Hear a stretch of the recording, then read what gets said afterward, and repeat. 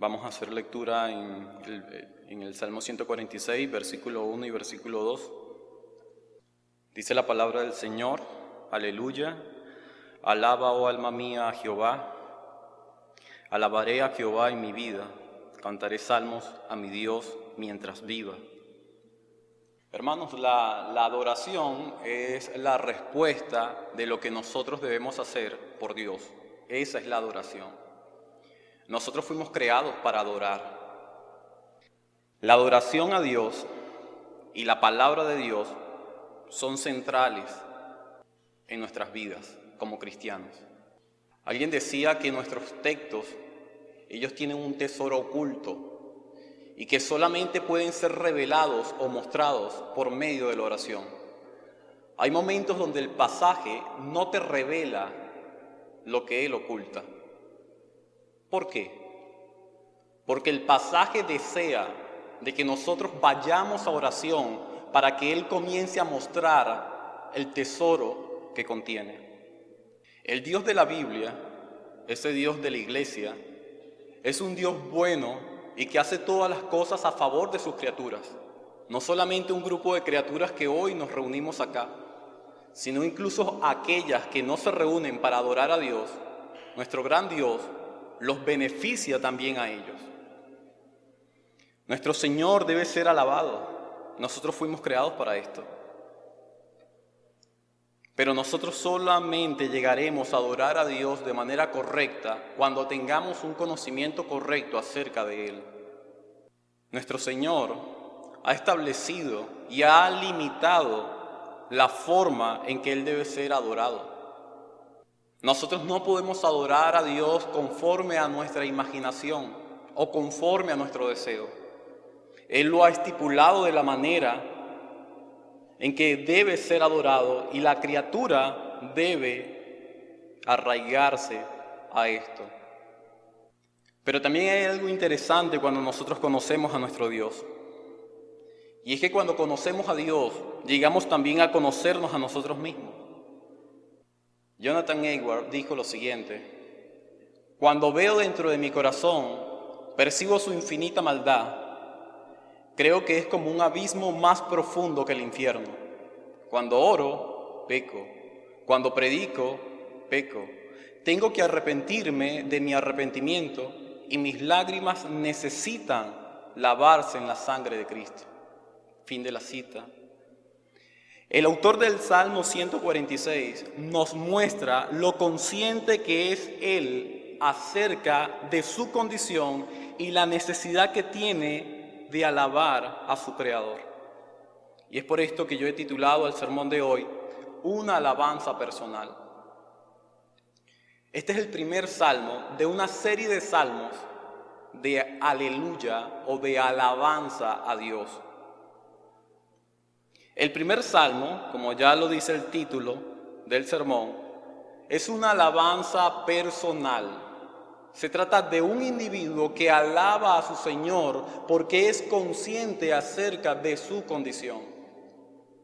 ¿Qué es lo que nosotros no debemos olvidar al iniciar nuestra predicación y al retirarnos de este lugar? De que Dios debe ser alabado. Dios debe ser alabado por sus hechos. Dios debe ser alabado por sus obras. En la primera parte de este Salmo 146, nosotros veremos la criatura alabando a Dios. En segundo lugar, vamos a ver cómo la criatura exige que no adoremos a las criaturas. Y en último lugar, lo que el Salmo nos va a enseñar es que la criatura alaba a su Creador por sus obras. La primera estrofa es el versículo 1 y versículo 2. Comenzaremos hablando acerca de alabando a Dios en vida. Desde el versículo 3 hasta el versículo 4, nosotros veremos allí que no debemos alabar a la criatura. Desde el versículo 5 hasta el versículo 10, nosotros observaremos en esta parte de la estrofa cómo nosotros debemos alabar a Dios por sus obras. Iniciaremos con la primera parte de nuestro Salmo 146. Aleluya. Alaba, oh alma mía, a Jehová. Alabaré a Jehová en mi vida. Cantaré salmos a mi Dios mientras viva. El escritor del Salmo nos muestra que nuestro Dios debe ser alabado de manera intensa. Él dice que lo va a alabar con toda su alma.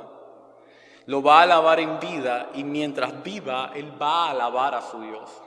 Así que lo que el salmista nos enseña en primer lugar es que Dios debe ser alabado. Nosotros fuimos creados exclusivamente para adorar a Dios. Es lo que Él nos enseña. Pero ¿qué significa alabar?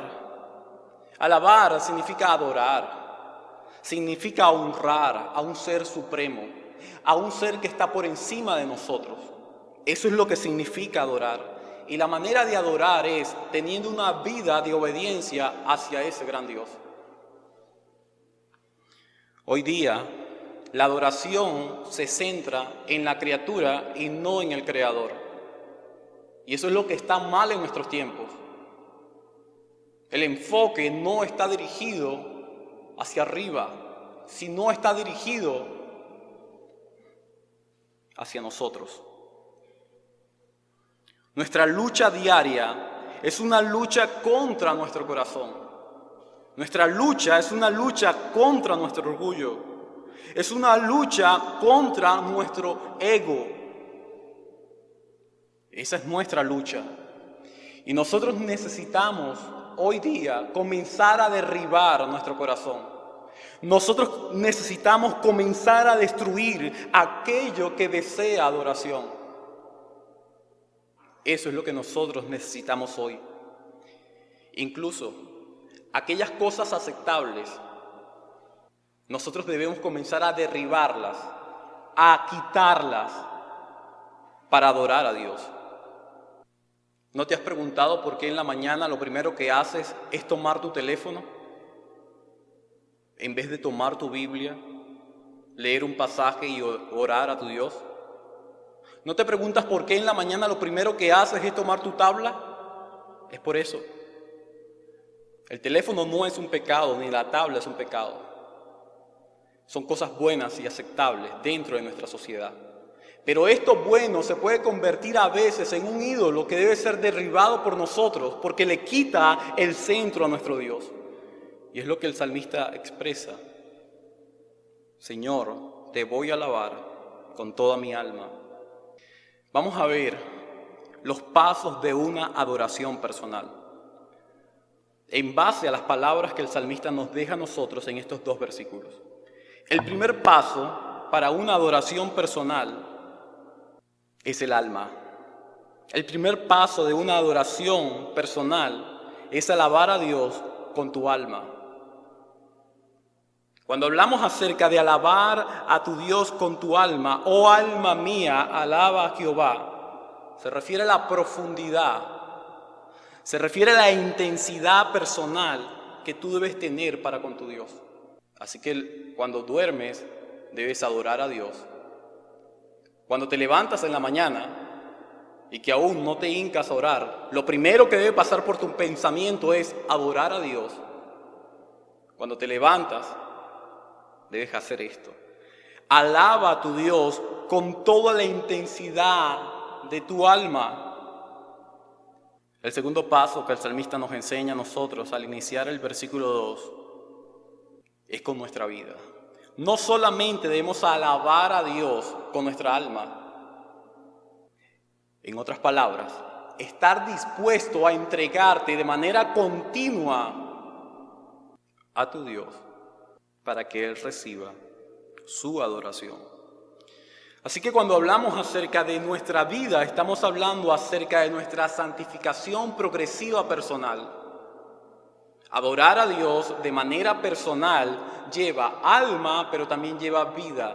Así que cuando hablamos acerca del alma, hablamos acerca de la parte interior, pero cuando hablamos acerca de la vida, estamos hablando acerca de la parte exterior.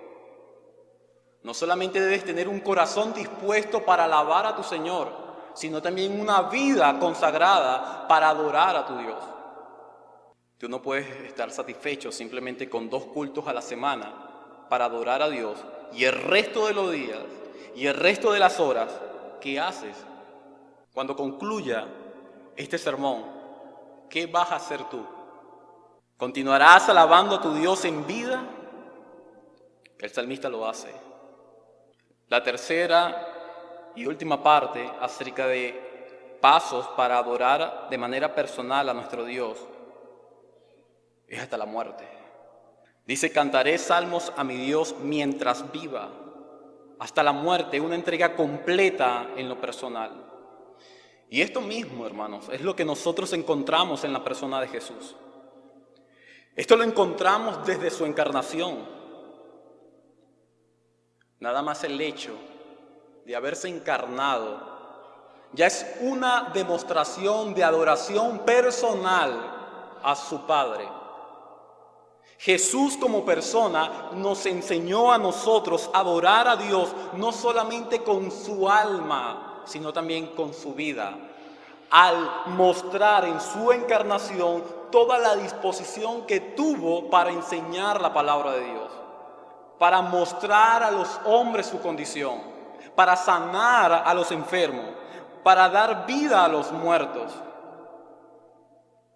para dar vista a los ciegos. Nuestro Dios en persona con su vida lo hizo. Pero no solamente lo hizo durante su encarnación, sino también en su muerte. En ese lugar, este gran Dios estuvo alabando y adorando a su Señor. El salmista nos enseña a nosotros que este Jehová, como él se refiere al Dios que alaba, este Jehová es un Dios personal que se relaciona con su pueblo. Y la mayor ilustración real que personifica los lazos entre Dios y su creación fue con la encarnación del Hijo. Jesús estuvo dispuesto a venir a este lugar. Él fue el sustituto. La cruz era un lugar terrible para Jesús. Pero ese Jesús no solamente piensa durante la encarnación en la cruz, Él piensa a favor de los hombres. Pero en ese lugar, en la cruz, un lugar tan terrible y tan oscuro, es un lugar que no debe ser gratificante para ninguna persona. ¿Sabes lo que había a su alrededor? Partes descompuestas de personas, cráneos, carne podrida, era lo que había en ese lugar. Era conocido como el lugar de la calavera. Así que la cruz es el lugar más detestable, pero en ese lugar tan detestable, Jesús sigue adorando a su Dios. Hermanos, una enfermedad no es algo gratificante. La escasez económica tampoco. Los problemas familiares menos. Las circunstancias en que vivimos nosotros no lo son. Pero en medio de esos lugares tan tenebrosos y oscuros, nosotros somos llamados a adorar a Dios. Somos llamados a confiar en Dios. Si te das cuenta, en estos 2 versos, una de las cosas que dice el salmista es que va a alabar, va a cantar salmos a Dios. En ese lugar es donde Dios va a recibir lo que se merece por lo que hizo a favor de nosotros. En la cruz, el Hijo se convirtió en un extraño. En la cruz, el Padre lo abandona. En la cruz, se separa de Él. Y allí en la cruz está el contenido del Evangelio. Dios salvando a los pecadores. Gracias a eso, nuestro gran Dios se ha entronizado en nuestros corazones. Gracias a esto, la persona de Dios está habitando en nuestros corazones y tallándonos a la imagen del Salvador. Gracias a esto, un templo destruido ha sido levantado para que Dios sea adorado. Gracias a la obra de Cristo en la cruz. Gracias a esto, nosotros podemos hoy adorar a Dios. Si una persona que ha sido salva por la gracia de Dios no adora a su Señor, eso es una evidencia que esa persona aún no ha sido salva por su Señor. Porque la adoración es la respuesta que nosotros debemos tener a Dios por lo que Él ha hecho a favor de nosotros. ¿Qué nos enseña estos primeros 2 versículos? En primer lugar, lo que nos enseña es que solo debemos adorar a Dios. Esto es lo primero que nos enseña.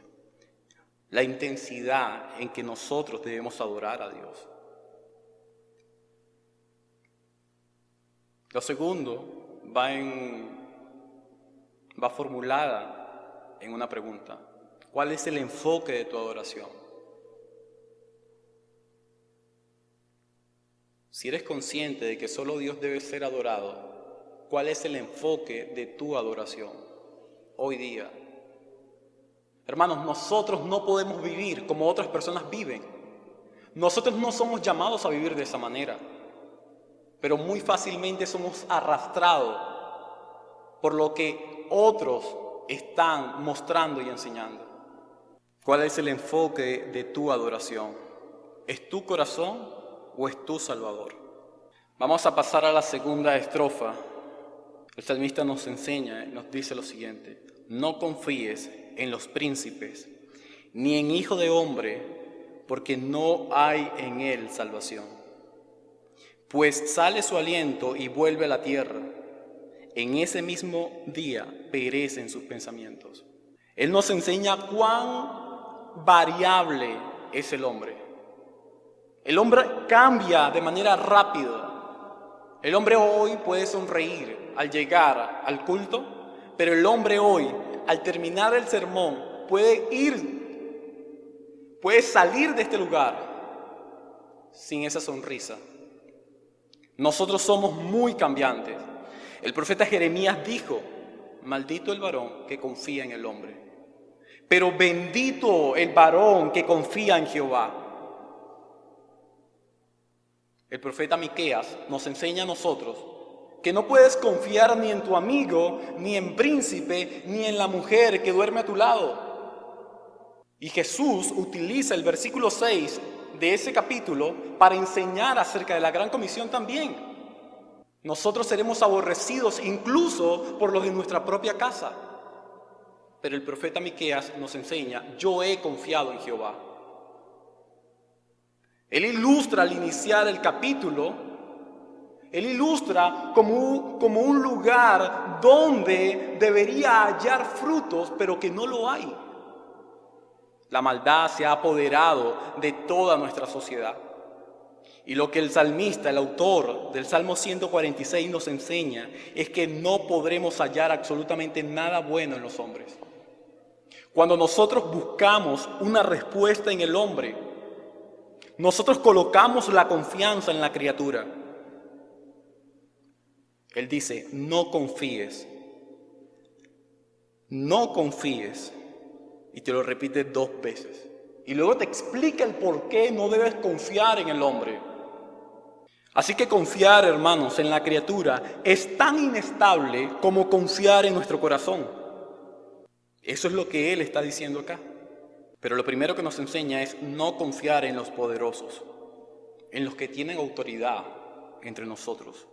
No puedes confiar en ellos, pero tampoco puedes confiar en una persona que no tiene poder. En nadie puedes confiar tú. Cuando las cosas afectan nuestra relación vertical, sin duda alguna, esto se ha convertido en nuestro Dios, se ha convertido en nuestro enfoque. Y desde ese momento ya nosotros comenzamos a desconfiar en la grandeza y en la autoridad de nuestro Señor. ¿Por qué nosotros no debemos confiar en la criatura? Porque cuando se refiere a príncipe o se refiere a hijo de hombre, se refiere a la criatura. ¿Por qué no confiar en la criatura? Por 3 cosas. En primer lugar, no debes confiar en la criatura porque la criatura no da salvación. Porque no hay en él salvación. ¿A quién se refiere? Se refiere a los príncipes y se refiere al Hijo del Hombre. Una persona como tú y como yo no puede dar salvación. Así que eso significa que esa persona nos mantiene en esclavitud. Tu mejor amigo, esa persona donde tú abres tu corazón y le puedes confiar todos los problemas de tu vida, él no va a solucionar tus problemas. Y es eso, el primer motivo que el salmista nos enseña, el por qué no podemos confiar en las personas. Segundo, porque ellos no son eternos, pues sale su aliento y vuelve a la tierra. ¿Por qué no confiar en la criatura? En primer lugar, porque no da salvación, y en segundo lugar, porque no son eternos. Ellos tienen un inicio y ellos tienen un fin, pero solo el Señor es el principio y el fin, el alfa y la omega. Así que nosotros no podemos confiar en alguien que es como nosotros, como un ciego puede guiar a otro ciego. Tercer y último lugar, del por qué no confiar en la criatura, es porque es inestable, o podemos llamar, es mutable. En ese mismo día perecen sus pensamientos. La criatura puede ser removida de una manera fácil, es lo que el salmista está diciendo. La criatura puede ser removida, y en el momento que la criatura es removida, todos los planes que tenía él o ella han acabado. Hasta ahí ha llegado todo. Cuando nosotros confiamos en personas que no salvan, que no son eternas y que no son estables, nosotros entonces desconfiamos en un Dios que da salvación, que es eterno y que es inmutable, que lo que Él ha dicho que hará, lo va a hacer. Nosotros observamos acá que debemos confiar en el príncipe. Nuestra confianza está colocada en el gran príncipe, en el príncipe de los pastores, como dice el autor de Hebreos, pero como también dice el libro de Isaías, el príncipe de paz. El Dios que nos ha salvado y que nos ha rescatado y que nos ha reconciliado con el Salvador. Pero también nosotros debemos recordar que este gran Dios es nuestro Señor. Él es conocido en los evangelios como el Hijo del Hombre.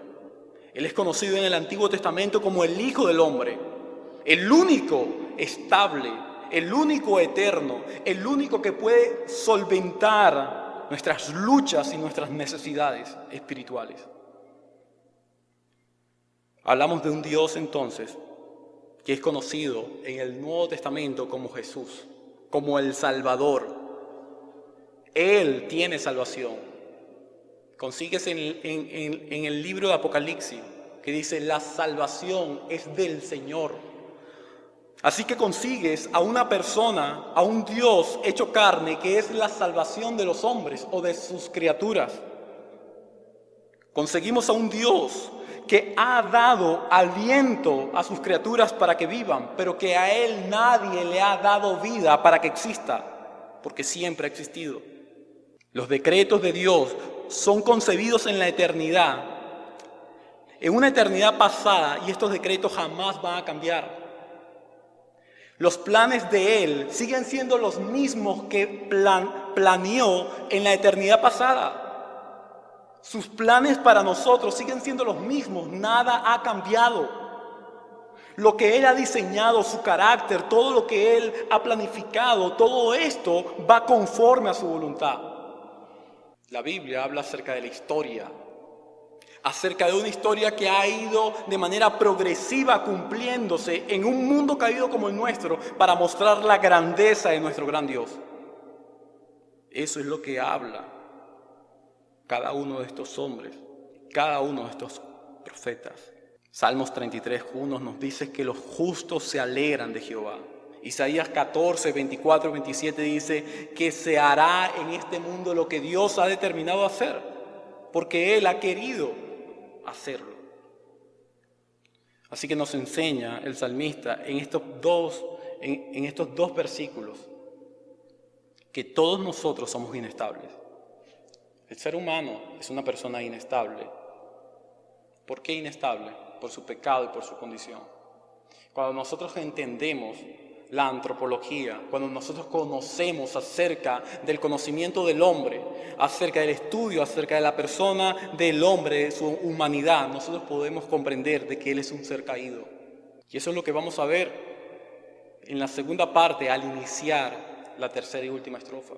Bienaventurado aquel cuyo ayudador es el Dios de Jacob, cuya esperanza está en Jehová su Dios, el cual hizo los cielos y la tierra, el mar y todo lo que en ellos hay, que guarda verdad para siempre, que hace justicia a los agraviados, que da pan a los hambrientos. Jehová liberta a los cautivos, Jehová abre los ojos de a los ciegos, Jehová levanta a los caídos, Jehová ama a los justos, Jehová guarda a los extranjeros, al huérfano y a la viuda sostiene, y el camino de los impíos trastorna. Reinará Jehová para siempre. Tu Dios, oh Sión, de generación en generación. Aleluya. Dios debe ser alabado por sus obras.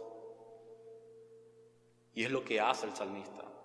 Nuestro gran Dios debe ser alabado por lo que Él ha hecho. Y Él dice que estas personas son bienaventuradas. Aquellos que alaban a su Señor. Aquellos que tienen a Dios como su ayudador. Y dice, cuyo ayudador es el Dios de Jacob. El autor nos enseña que la criatura es bienaventurada cuando confía en su Creador. Es una persona feliz y dichosa de poder confiar en un Dios que ha dado todo y sigue trabajando en el presente a favor de nosotros. Es el único Dios que ha hecho que una de sus personas siga hoy día esmerándose en trabajar para que las criaturas sean salvas. El único Dios que desmiente esas doctrinas de que el Creador ha abandonado su creación. Es el único Dios que se relaciona con los suyos. Y el salmista dice, estos hombres son bienaventurados. Cuando tú entiendes la depravación total, tú entiendes 5 cosas. Primero, entiendes que el pecado es inseparable, es para siempre. Y el pecado de omisión se refiere a no hacer lo que nosotros debemos hacer. ¿Qué es lo que la criatura debe hacer? Adorar y alabar a Dios. Así que nosotros pecamos de manera visible cuando no adoramos a Dios como Él ha dicho que debe ser adorado. Segundo, el pecado se remonta en la caída de Adán. Nosotros estamos contaminados y hemos heredado el pecado gracias a Adán. Tercero, no solamente el pecado es inseparable, no solo el pecado se remonta hacia Adán, sino que nosotros hemos sido afectados de manera completa por el pecado.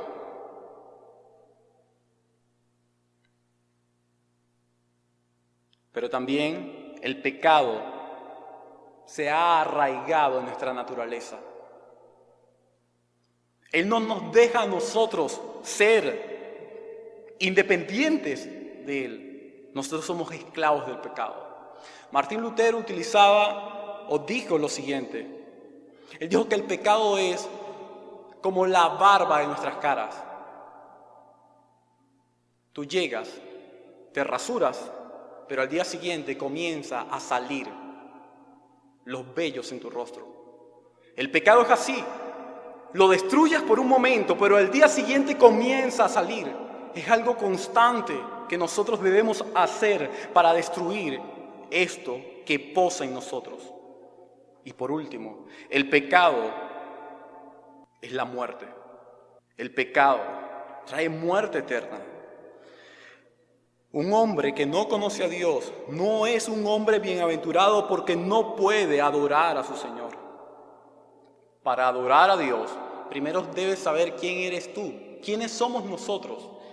Y en ese momento nosotros podemos comprender que la doctrina acerca de la depravación total es inseparable del Evangelio. Solo así puedes ser tú un hombre bienaventurado. Pero hay un nombre que utiliza el salmista y es el nombre Jacob. Jacob significa Dios ha ayudado, pero Jacob, cuando ves su trasfondo, fue un hombre engañador, mentiroso, miserable. Pero fue el hombre engañador, mentiroso y miserable que heredó las promesas de Dios. Y nosotros somos al igual que Jacob. En nuestra condición caída y espiritual somos iguales a él.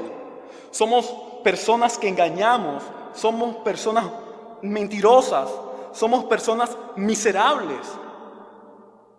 Pero el salmista dice, bienaventurado aquel cuyo ayudador es el Dios de la miseria, de lo peor. Y cuando observas, ves y tratas un poco de comprender este nombre y cómo las promesas se cumplen en él, hay que recordar las palabras del apóstol Pablo a Timoteo, de los cuales yo soy el primero. Pablo también nos enseña a nosotros que él es la demostración viva acerca de la miseria del hombre, pero también acerca del amor y la misericordia de Dios. Es lo que nos enseña el apóstol Pablo. Así que nuestro Dios no solo es el dueño de la miserable criatura, sino también Él es el que sustenta a esta criatura. Él es quien liberta a esta criatura. Nuestro gran Dios es un Dios creador. Veamos las obras de Dios ya de una manera más comprimida, las obras de Dios a través de esta tercera estrofa. Versículo 6, es un Dios creador. Creó los cielos, creó la tierra, el mar y todo lo que en ellos hay. Entendiendo también que nuestro gran Dios nos ha formado a su imagen. Segunda obra de nuestro gran Dios es un Dios que alimenta. Versículo 7, da pan, hace justicia, liberta también. Tercera obra que hace nuestro gran Dios, versículo 8, abre los ojos, levanta, resucita, ama a los suyos. Cuarta obra, versículo 9, guarda al huérfano. Quinta obra, versículo 10, reina para siempre. En base a esto, hermano, nosotros podemos ver sin duda alguna a un Dios no solo que nos crea a su imagen, sino también un Dios que es la verdad para siempre. Él mismo lo dijo, yo soy el camino, yo soy la verdad y soy la vida. Hablar acerca de la verdad de Dios es hablar acerca de la veracidad de Dios. Y hablar acerca de su veracidad es hablar acerca de su fidelidad. Dios es verdad y Él la guarda para siempre. Él no va a cambiar. Pero nuestro gran Dios no solamente es esa verdad hecha carne, mostrada a los hombres, que se nos ha mostrado a nosotros por medio de recibir un nuevo nacimiento, sino es este Dios que es considerado de los evangelios como el pan de vida. Es ese maná del cielo que alimentó a su pueblo durante la peregrinación. Él es el pan de vida que sustenta a los hombres, del cual nosotros debemos comer también. Pero también es el libertador, el salvador, el que nos ha librado a nosotros de la esclavitud. Hermanos, la Biblia no trata de explicar la existencia de Dios. Si ves las obras desde el versículo 6 hasta el versículo 10 que el autor del Salmo 146 da, él habla acerca de su autonomía. Es un Dios que no necesita de otros para mostrar quién es Él o su existencia. Él es el único que puede hacer su santa voluntad sin limitaciones, sin controles, sin nadie que lo esté supervisando. Este Dios fue quien preparó la entrada del Hijo. Este Dios fue quien llega y nos da redención a nosotros por medio de la obra de Jesús. Nosotros estábamos cautivos en el pecado. Habíamos sido dañados por el pecado, destruidos por el pecado.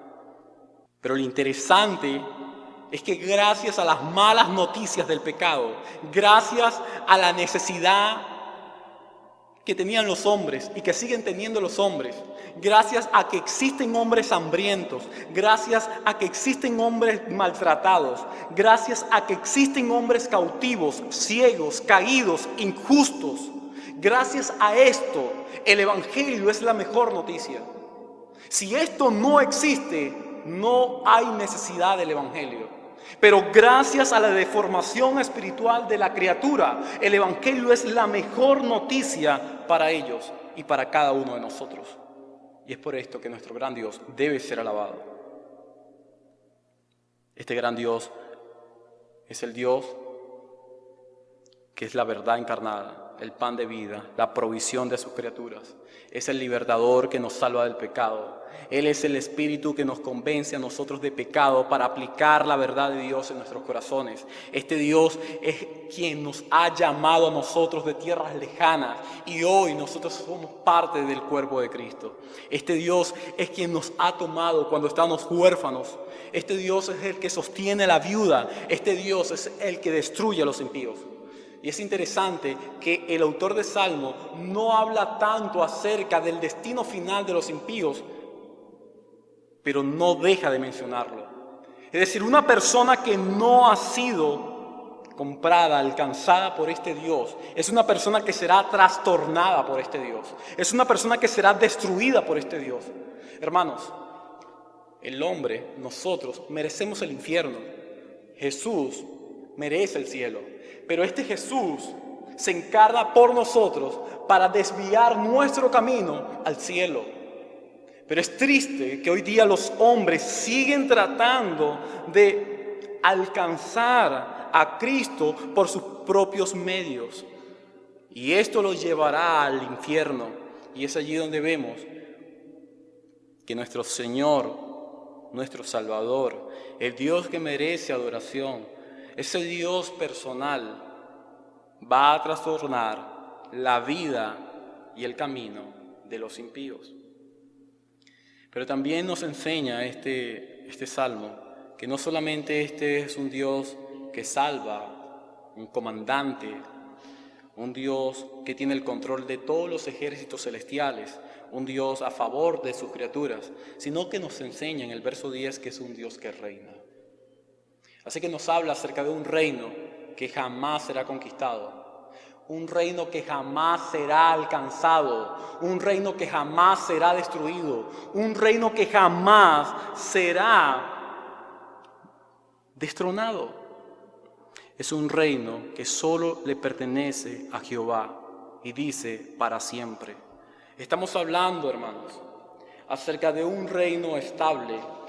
Estamos hablando acerca de un reino que en las manos de nuestro Salvador es un reino que siempre tendrá a un rey. Estamos hablando de un rey que nunca morirá. Estamos hablando acerca de un reino que nunca se perderá. Y estamos hablando acerca de un rey que trabaja a favor de su pueblo. Tu Dios, oh Sión, de generación en generación. Sión es su pueblo. Sión, el lugar donde descansa el reino de Dios. Sión, el lugar donde nosotros seremos invitados a vivir con nuestro Salvador.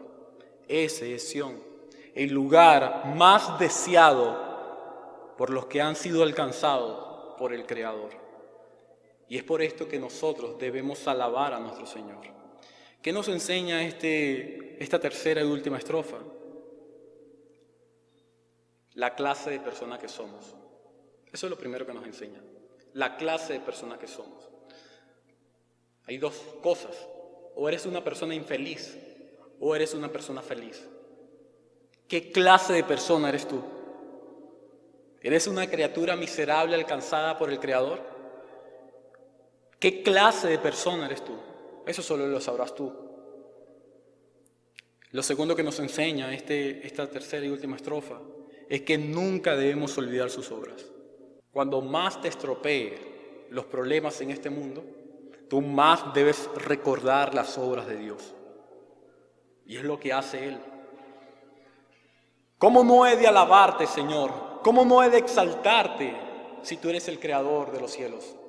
¿Cómo yo no he de exaltar y adorar a Dios si tú eres el que guarda la verdad? ¿Cómo este hombre no iba a adorar a Dios si Él era quien había calmado su hambre? ¿Cómo este hombre no iba a alabar a Dios si lo había sacado del cautiverio, le había dado vista, lo había levantado y lo amaba como justo? Hermanos, ¿cómo nosotros no vamos a alabar a Dios por lo que Él ha hecho a favor de nosotros? Recuerdo la ilustración que utilizó un pastor ayer con respecto a el amor de nuestro Dios a favor de nosotros. Él utilizaba la siguiente ilustración. Él dijo, en una oportunidad, un joven abandona a su familia y se va al mundo y comienza a sumergirse en los pecados más desastrosos que pueden existir. Después de un tiempo, este hombre se siente triste, mal, y escribe una carta a sus padres, pidiéndole perdón por todo lo que él había hecho y por el mal que le había causado. Y en esa carta le pide que él sea aceptado y recibido nuevamente.